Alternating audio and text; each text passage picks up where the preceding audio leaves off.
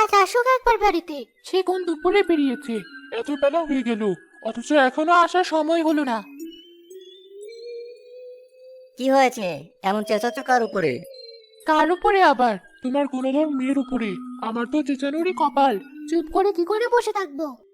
আহা, অত রাগ করলে তোমার শরীর খারাপ করবে তো। করলে করবে, আজ আসুক তোমার মেয়ে। আজ যদি তুমি ওকে বাঁচাও তাহলে কিন্তু আমারই একদিন কি। যাও তো, এত রাগ না দেখিয়ে বরং আমার জন্য একটু চা করে আনো। হ্যাঁ হ্যাঁ, তাই যাচ্ছি। তবে আজ তোমার মেয়ের কপালে শনি আছে, আসুক একবার বাড়িতে। আচ্ছা আচ্ছা, এবার রান্না করে যাও তো দেখি।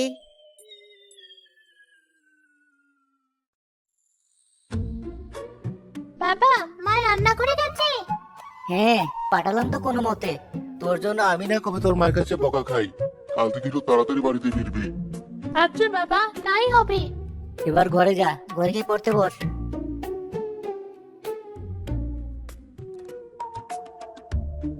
এই ধরো তোমার চা। সত্যি ছুটকির মা, তুমি মেয়েটাকে তখন শুধু শুধু বকাঝকা করলে। ওই দেখো, তোমার মেয়ে কি সুন্দর করে পড়ছে। ও কখন আসলো? আমি কি করে বলবো? আমি তো সেই কখন থেকে দেখছি। আচ্ছা, তুমি যখন এত রেগে আছো, আমি না ওকে বকে আসি। না না, থাক। আহারে, মেয়েটা তো আজ দেখছি খুব লক্ষ্মী হয়েছে। আমি না পড়তেও পড়তে বসেছি। তাহলে কিন্তু পরে আবার বলো না। আমি মেয়েকে শাসন করি না। তোমাকে আর শাসন করতে হবে না। তুমি বরং এখানে বসে চা খাও, আমি রাতের রান্নাটা সেরে ফেলি।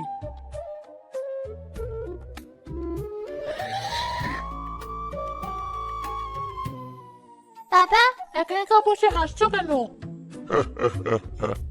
হাসছি। আসছি কি আর সাথে? তোর মায়ের কাণ্ড দেখে আসছি। কেন? কি হয়েছে? থাক, তোর জন্য কাজ নেই। যা, পড়তে বস। না হলে কিন্তু তোর মা আবার বিগড়ে যাবে। আর এবার কিন্তু আমি আর সামলাতে পারবো না।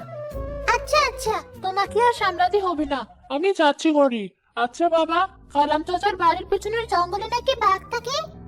আরে দূর, ওসব মিথ্যে কথা। কিন্তু মা যে বললো। সে যাই হোক, আজ হঠাৎ তুই জঙ্গলের কথা জিজ্ঞেস করছিস কেন? এমনি। শোন ছুটকি, আমি কিন্তু ভালো ভালো আর মন্দের জম। তুই বলে ওদিকে যাবি না। না না বাবা, আমি কেন ওখানে যাব? আসলে সবাই বলে। তাই তোমাকে জিজ্ঞেস করলাম। আচ্ছা, আমি পড়তে যাই।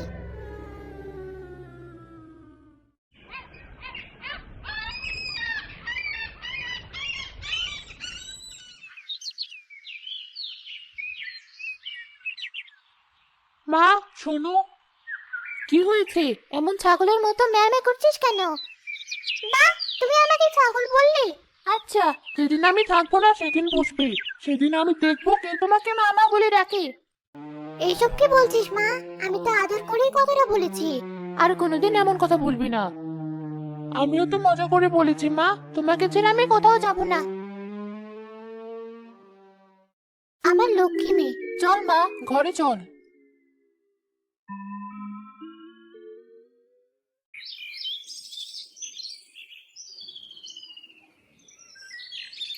আরে কাশেম ভাই যে, কেমন আছো?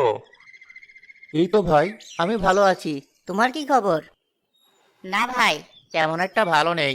আজকাল আমাদের বাড়ির ওদিকে প্রায় একটা বাঘ আসে। সেই নিয়ে এলাকার মানুষের খুব ভয়ে আছে। বাঘ? বলো কি? হ্যাঁ ভাই, প্রথমে আমিও বিশ্বাস করিনি, কিন্তু পরে দেখি সত্যি। ছেলে পেলে নিয়ে ঘরে থাকি। কি এক বিপদ বলো দেখি। আমার মেয়েও আমাকে কালকে বললো, কিন্তু আমি তো বিশ্বাস করিনি। এখন তো দেখছি সত্যি। হ্যাঁ ভাই, আমি নিজের চোখে দেখেছি। সে এক বিশাল আকৃতির বাঘ। যাই হোক, মেয়েকে সাবধানে রাখবেন। আসি তাহলে।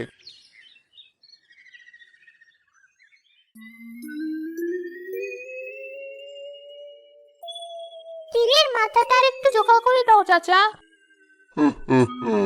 দুদিন হলো ধনুক ধরা শিখেছিস। এখনই এত কিছু বুঝে গেছিস? বুঝবো না? তীর ধারালো না হলে কি পাখি মারা যায়? এই রে তোর তীর, আমি খুব ভালোভাবে ঘষে চোখা করে দিয়েছি। চুটকি, তুই এখানে?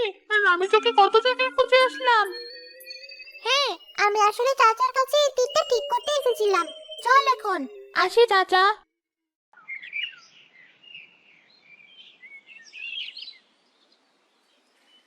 কিরে, ওখানে দাঁড়িয়ে পড়লি কেন? ওই জঙ্গলে আমি যাবো না। দেখ মিতু, সারা রাস্তা এসে এখন আমার মাথাটা গরম করাস না। আমি ওই জঙ্গলে বাঘ আছে। আরে ধর, আমার বাবা বলেছে ওসব সত্যি কথা না। না, অনেকে নাকি চোখেও দেখেছি। আমি ওখানে যাব না। চল তো, এত ভয় পাস না। তাছাড়া আল্লাহ তো আমাদের দুটো পা দিয়েছে, বাঘ দেখলে দৌড়ে না হয় চলে আসবো। কিন্তু অত আমতা আমতা করিস না, চল।